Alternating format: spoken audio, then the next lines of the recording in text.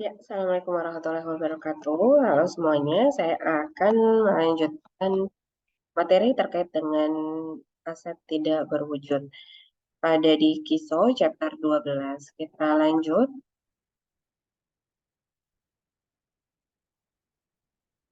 Oke, untuk tipe daripada intangible asset, itu yang pertama ada marketing related, customer related, kemudian artistic related, contract related, teknologi, dan juga goodwill. Nah, karakteristiknya itu sebetulnya sudah saya jelaskan juga pada saat penjelasan PSAK 19.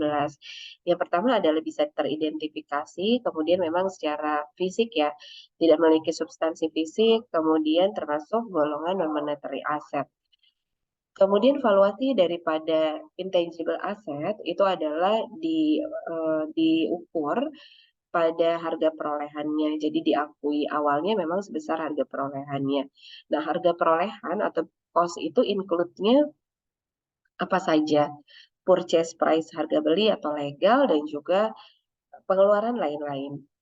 Nah, terkait dengan intangible asset yang di-create sendiri atau disebut juga internally created intangible, yang pertama contohnya bisa meliputi paten, komputer software, copyright, dan trademark sepanjang memang aset tidak berwujud itu ya di apa satu entitas memang ya diperoleh sendiri gitu, bukan langsung dibeli.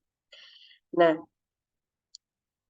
di sini ciri khasnya adalah teman-teman, kalau misalkan memang intangible asset-nya di-create sendiri, maka ada satu fase atau project yang memang dilalui oleh perusahaan, seperti adanya riset, adanya pengembangan, karena kan namanya saja di-create sendiri, jadi perlu untuk mencari tahu bagaimana sih ingredients-nya, bagaimana takaran yang pas, dan lain-lain, bagaimana pengembangan desain, warna, dan seterusnya.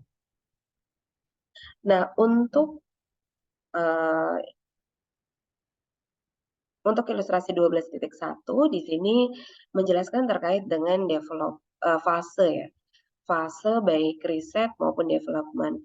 Nah, untuk fase riset sendiri, seluruh pengeluaran riset itu akan di-expense-kan. Begitupun juga dengan fase development, ini teman-teman lihat di titik-titik yang putus-putus ini, itu masih di-expense-kan kecuali sampai dengan ada pada poin economic viability. Jadi economic viability ini di mana perusahaan mudahnya ya, perusahaan itu dari fase development bisa dengan yakin bahwa ada manfaat ekonomi yang bisa timbul.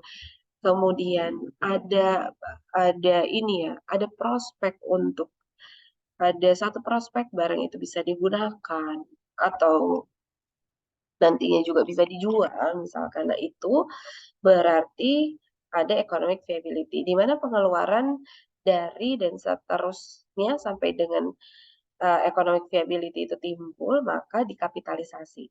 Jadi kalau sebelum economic viability seluruh fase development itu akan di-expense-kan sebelum economic viability. Cuma kalau setelah baru dikapitalisasikan. Oke, sekarang saya lanjut kepada amortisasi daripada intangible asset. Intangible asset sendiri, teman-teman, itu nanti banyak jenisnya. Nah, dari banyak jenisnya itu, kita lihat apakah bisa diamortisasi atau tidak. Nah, untuk amortisasi sendiri, itu konsepnya hampir sama dengan depresiasi, di mana entitas akan mengalokasikan harga perolehannya ke masa manfaatnya. Artinya kan beban itu akan diakui ya secara sistematis itu sepanjang memang entitas itu memiliki pendapatan. Nah, di sini amortisasi itu dilihat daripada life atau masa manfaatnya. Jadi jika teridentifikasi, maka diamortisasi. Jika masa manfaatnya tidak teridentifikasi, maka tidak diamortisasi.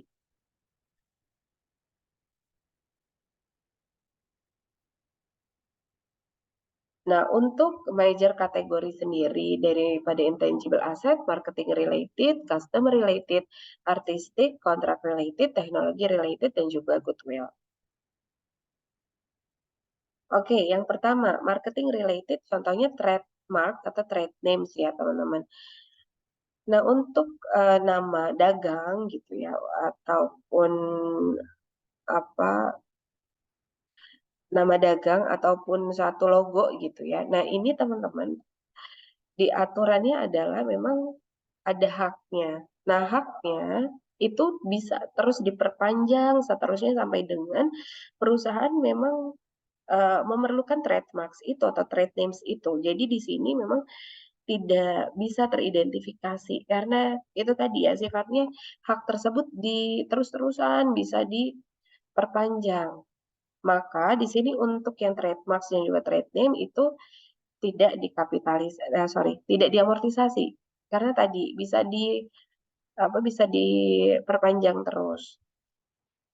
Nah, kemudian terkait dengan jenis customer related, contohnya adalah customer list.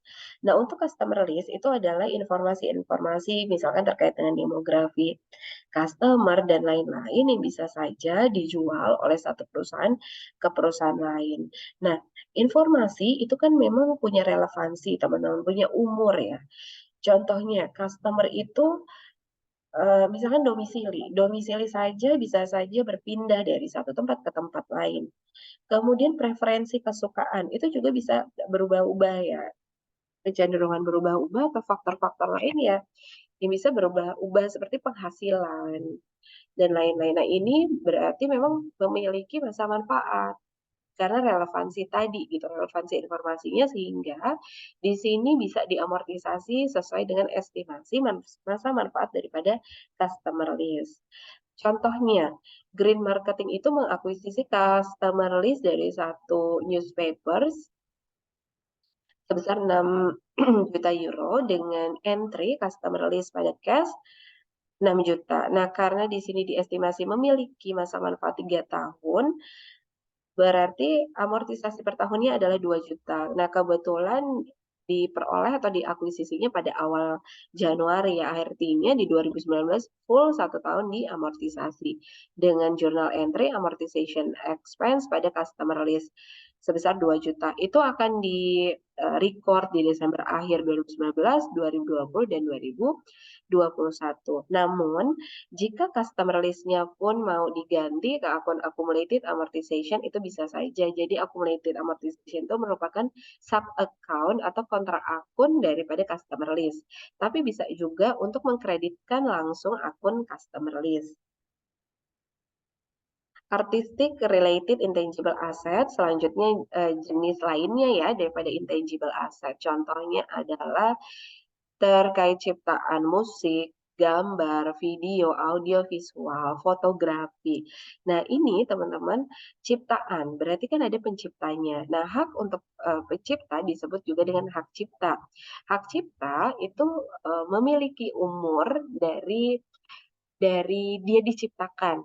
Artinya kan secara hukum kalau di Indonesia sendiri kan akan mengajukan ya ke Dirjen Haki untuk ciptaan atau hak kekayaan intelektual tuh atas hak cipta tersebut. Nah, nanti setelah diberikan haknya itu kan ada tanggal tuh, tanggal ciptaan. Nah, dari situ juga akan diberitahu di sertifikatnya berapa masa manfaatnya. Sorry, berapa haknya, masa haknya maksud saya. Nah, itulah yang menjadi dasar untuk mengamortisasi. Jadi hak yang sudah ada gitu ya di sertifikat. Nah, contohnya copyright sendiri itu sepanjang ini ya, granted for the life dari creator plus 70 tahun. 70 tahun dari creatorsnya tidak ada. Nah, contoh lagi terkait dengan kontrak related intangible asset, contohnya adalah franchise atau waralaba. Nah, waralaba sendiri punya itu ya, punya masa manfaat. Jadi waralaba ini diamortisasi, teman-teman. Kemudian terkait dengan teknologi related intangible asset, ini adalah intangible asset terkait dengan teknologi, yaitu temuan-temuan teknologi. Ya misalkan teknologi untuk,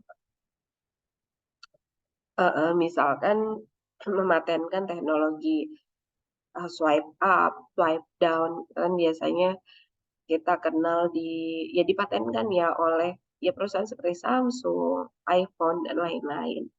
Apple Inc. maksud saya. Nah, paten sendiri memiliki masa manfaat 20 tahun. Di Indonesia sendiri kalau tidak salah itu dibagi menjadi paten sederhana dan paten umum, 10 tahun untuk sederhana, umum 20 tahun. Jadi memang ya untuk amortisasinya antara negara dan negara lain, satu negara dan negara lain itu bisa saja berbeda, teman-teman. Nanti dilihat bagaimana hukum yang mengatur atas hak intangible asset tersebut. Nah, coba teman-teman, khusus untuk paten yang memang di-create sendiri, saya ulangi lagi, kalau misalkan untuk fase riset, seluruh pengeluarannya di-expense-kan. Fase development di-expense-kan jika terjadinya sebelum economic viability. Cuma pada saat dan setelah economic viability itu dapat dikapitalisasikan ke aset tidak berwujudnya. Contohnya seperti ini, pada Januari 1, Harcourt Corporation di sini membayar satu biaya legal untuk mempertahankan paten. Jadi paten pada cash sebesar 180.000.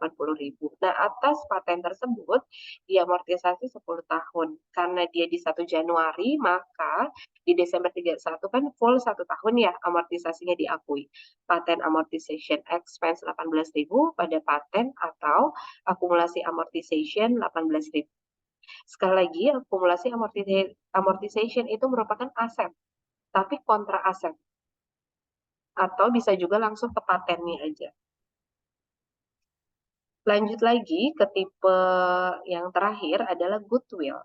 Nah, goodwill secara konsep itu merepresentasikan future economy benefit yang timbul karena adanya kombinasi bisnis seperti satu perusahaan membeli satu perusahaan lainnya. Seperti itu. Jadi nanti ada timbul goodwill. Contohnya adalah Feng Ying itu membeli Tractor Link. Jadi seluruh perusahaan Tractor Link itu dibeli. Bukan hanya membeli sepersekian atau sekian persen saham. Enggak, jadi semua perusahaannya dibeli. Nah, Tractor Link dibeli. Di mana nilai tercatat di bukunya adalah 255.000 dolar ya untuk total aset, total equity dan liabilities-nya juga sama. Untuk menentukan adanya goodwill atau tidak, teman-teman di sini teman-teman akan menentukan dua hal. Yang pertama, fair value pada saat tanggal transaksi, nilai wajar daripada aset bersih dari perusahaan yang dibeli itu harus ditentukan. Kemudian dibandingkan dengan kas yang dikeluarkan oleh perusahaan yang membeli. Seperti itu. Jadi kita lihat bahwa pada ilustrasi 12.5, fair value-nya atas net asetnya adalah 350.000. Didapatnya dari mana? Semua aset ditambahin fair value-nya 205.000, ditambah 18.000, ditambah 122.000, dan seterusnya. Jika sudah total asetnya ditambah, dikurangi dengan liabilitas 55.000, menghasilkan fair value of net asset 350.000.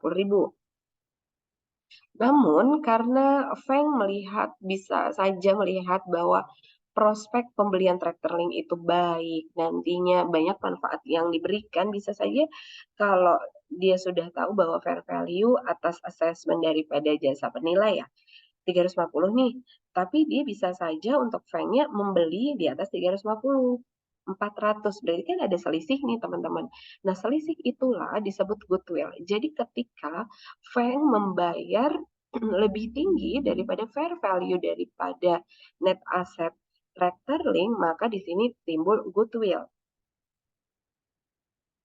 Dengan journal entry seperti ini. Ya. Jadi yang akan dicatat adalah sebesar nilai wajarnya. Jadi pada saat transaksi atau dilakukannya kombinasi bisnis, maka Frank kan akan mencatat PPE-nya punya Tractor Link karena kan seluruhnya menjadi pindah. Seluruhnya pindah menjadi Frank, baik secara fisik maupun pembukuan. PPE 205.000, paten 18.000, inventory, accounts receivable, dan cash. Itu semua aset punyanya Tractor Link pindah semua.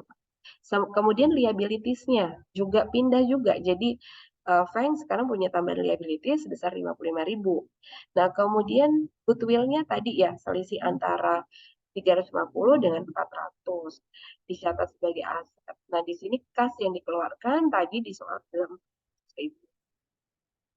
Nah, bisa saja teman-teman dari ilustrasi yang sama ya. Kalau di sini kan 400.000 dikeluarkannya, bisa saja yang dikeluarkan ternyata 300.000.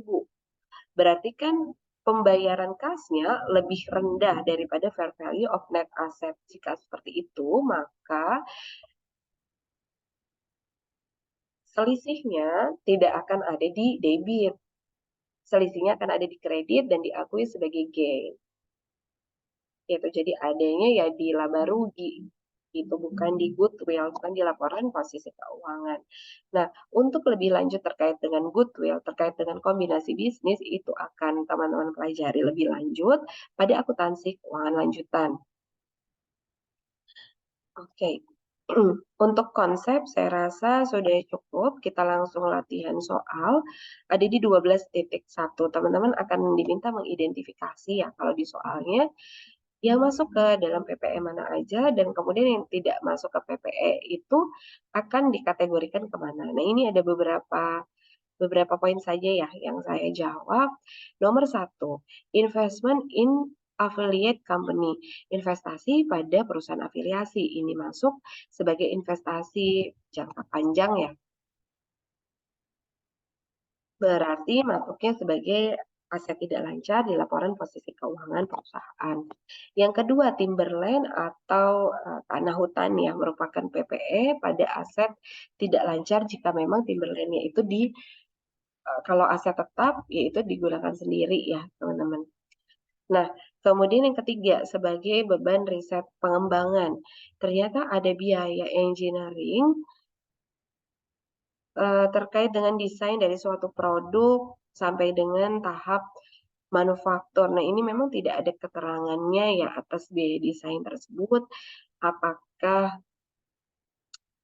apakah masuk kepada economic viability atau tidak? Apakah pada saat pengeluaran tersebut sudah bisa diestimasi adanya manfaat ekonomi atau tidak. Maka kalau tidak ada, kita bisa masukkan aja, tidak ada keterangan tambahan, kita masukkan saja sebagai beban riset dan pengembangan pada laporan laba rugi ya. Kemudian yang keempat, di sini adalah terkait dengan pembayaran di muka.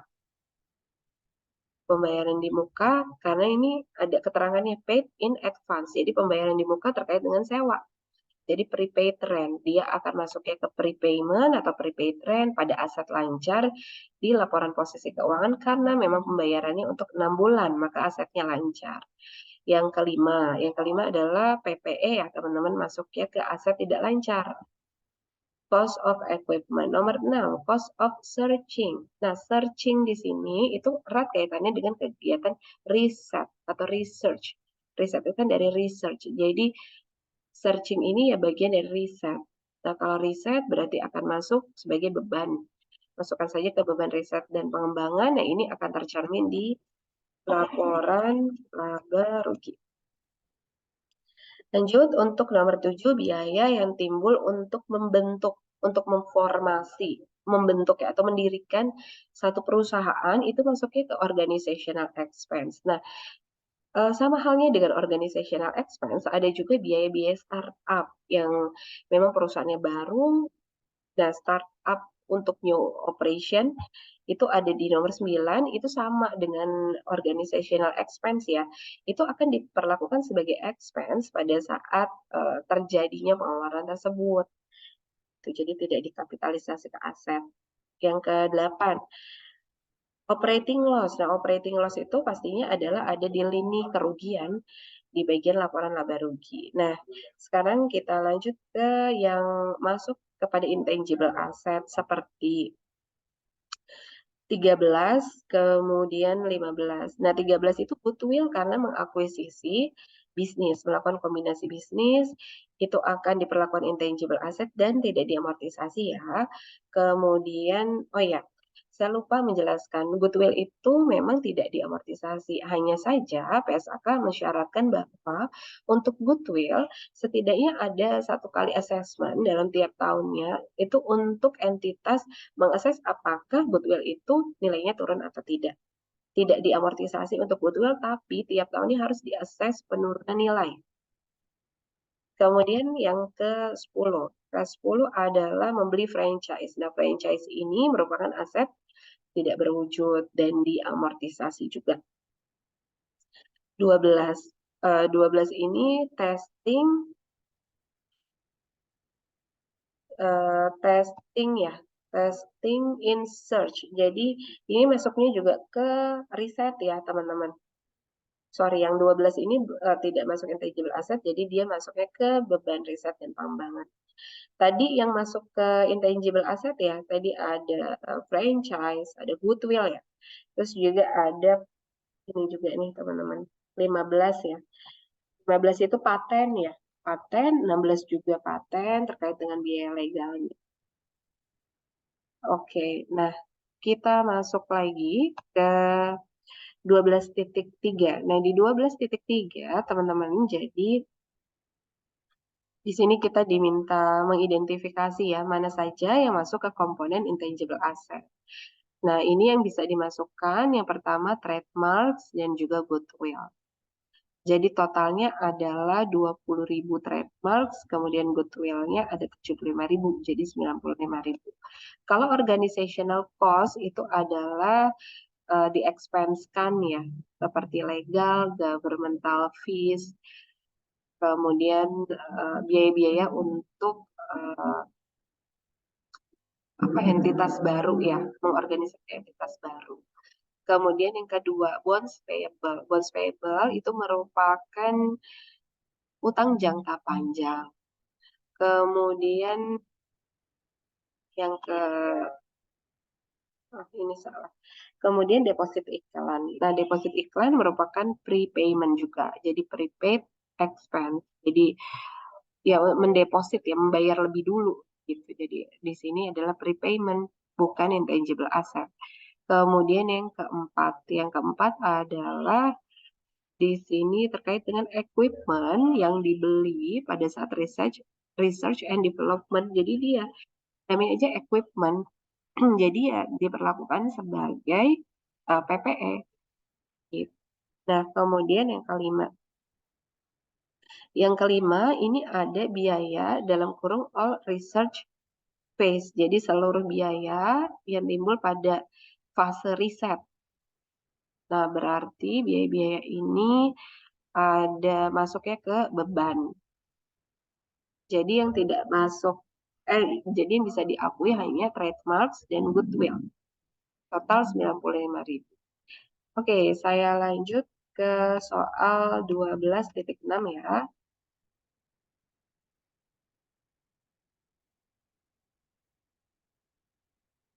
Oke, nah 12.6 ini ada pada soal, jadi gini teman-teman, seluruh pengeluaran ini itu diakui ke intangible asset. Gitu. Jadi ini kan ada beberapa tanggal transaksi. Jadi untuk semuanya itu bukan akan ya, sudah di recordnya ke intangible asset. Soalnya kan di sini intangible asset itu punya berbagai jenis kan. Nah, seharusnya kan dispesifikkan apakah dia paten, apakah dia franchise dan lain-lain. Nah, makanya di sini teman-teman diminta untuk memperbaiki recording daripada Power Glide PLC. Nah, awalnya gini, jadi semua 380, 360, 450, dan seterusnya, itu dicatatnya di intangible asset. Jadi saya pakai di account aja biar mudah. Nah, nanti untuk mereklasifikasikan seperti ini. Jadi awal memang kan dicatatnya itu ke intangible asset nih. Nama akunnya intangible. Jadi kita mau meniadakan akun intangible, tapi kita timbulkan akun yang spesifik seperti paten. Nah, berarti jurnal reklasifikasinya adalah yang untuk yang untuk tanggal yang Januari ya, maksud saya yang Januari di sini adalah paten. Berarti kita munculkan paten 380. Nah, saya lanjut dulu ke goodwill. Goodwill 360 di bulan 4. Franchise 450 di bulan 7. Copyright 156 di bulan 8. Nah, untuk yang bulan 9, development. Development itu ternyata teman-teman, total kan 215. Ternyata dari 215 itu ada 55.000 yang bisa dikapitalisasikan. Kenapa? Karena 55.000 incurred after economic viability achieved. Maka atas 55.000-nya, makanya saya pisahkan di sini, teman-teman. Itu kita kita record ke paten. Cuma saya pisahkan biar ini aja, biar teman-teman ngeh bahwa oh ini tuh bagian dari yang 215.000 gitu. Dari sini saya ada dalam kurungnya yaitu development capitalization. Jadi kapitalisasi dari tahap development atau pengembangan. Sementara berarti yang di-expense-kan adalah 160. Jadi kita lihat di sini balance ya, 55.000 ditambah 160 itu adalah 215. Kita sudah pecah ke dua, satu paten, satu expense. Nah, sudah semua didetailkan di debit, maka di kreditnya adalah intangible asset sebesar 1.561.000. Nah, kemudian diminta untuk mengamortisasi. Oke, nah untuk amortisasi paten sendiri. Patennya lagi-lagi saya pisah ya teman-teman, saya pisah dulu biar lebih mudah. Nah paten yang awalnya Januari tadi ya 380, masa manfaatnya 8 tahun. Amortisasi per tahunnya berarti 47.500. Nah untuk paten yang kedua itu adalah yang paten hasil pengembangan. Nah yang pengembangan itu kan di September. Oke, nah paten pengembangan ini umurnya ya sama dengan paten awalnya 8 tahun. Cuma karena paten pengembangan ini baru ada di September, teman-teman. September, maka umur development itu tinggal 7 tahun 4 bulan. Kenapa? Kalau yang paten awal di Januari nih, teman-teman, kan awalnya 8 tahun nih. Oke, nah ternyata di September itu baru ada development yang bisa dikapitalisasi. Berarti atas development itu sisanya berarti tinggal 7 tahun 4 bulan. Gitu ya. Dari total 8 tahun dikurangi aja dari Januari yang tidak diamortisasi, yang tidak diakui kan Januari sampai dengan Agustus ya. Gitu. Jadi sisanya ya 7 tahun 4 bulan. Nah, di sini 7,33 ya. Nah, manfaat dalam bulan 88. Nah, amortisasi bulanannya karena ini memang jadinya keriting ya, angkanya 7,33 tahun, itu jadi kita bagi aja sama bulan. Amortisasi bulanannya 625. Kalau amortisasi yang awalnya tahunan nggak masalah ya, karena memang angkanya tidak keriting ya kalau yang awal, makanya boleh bagi tahun. Gitu. Nah, franchise-nya di sini 450, masa manfaatnya 10, berarti amortisasi per tahun adalah 45.000. Untuk copyright-nya 156, masa manfaatnya 5 tahun, amortisasi per tahunnya 31.200. Untuk amortisasi 2022, teman-teman, ini seperti ini. Untuk paten yang awal ya, yang awal di Januari itu, di sini, yang 380, itu kan kalau di tahun tersebut itu dia diamortisasinya 12 bulan karena memang diperolehnya di Januari. Januari awal sampai dengan Desember akhir 12 bulan. Cuma untuk patent development capitalization hanya bisa diakui 4 bulan karena dia dari September, Oktober, November, dan juga Desember. Nah, makanya enak ya. Ini karena di nomor 2 ini saya sudah kasih amortisasi per bulan, jadi ya sudah nanti dikali saja bulannya. Franchise ini 6 bulan. Copyright 5 bulan. Ini ada masa manfaatnya, ada perolehannya masing-masing ya. Kalau copyright kan dari 8. Dari bulan 8, 9, 10, 11, 12 itu berarti 5 bulan. gitu ya teman-teman ya. Kalau franchise tadi 6 bulan, dari bulan 7, 8, 9, 10, 11, 12, 6. Nah, untuk paten, karena dia 12 bulan, berarti dia kan annual. Kalau annual, ya sudah ambil biaya amortisasi annualnya aja, 47.500. Nah, untuk paten yang development capitalization, ini didapat dari mana? Didapat dari nomor 2. Nomor 2 itu kan kalau amortisasi bulanannya tadi 625 ya, dikali saja dengan 6 bulan, maka 2.500. Untuk franchise, tadi kan kalau 1 tahun itu ada 45.000 nih. Tapi kalau cuma 6 bulan berapa? Berarti kan 1 tahun dibagi 2. Gitu. Untuk yang copyright, ini berarti 5/12 karena 5 bulan dikalikan aja, 5/12 dikali dengan amortisasi tahunannya, 30.200. Oke, baik. Sekian untuk pembelajaran terkait dengan aset tak berwujud dari saya. Terima kasih teman-teman. Saya akhiri. Assalamualaikum warahmatullahi wabarakatuh.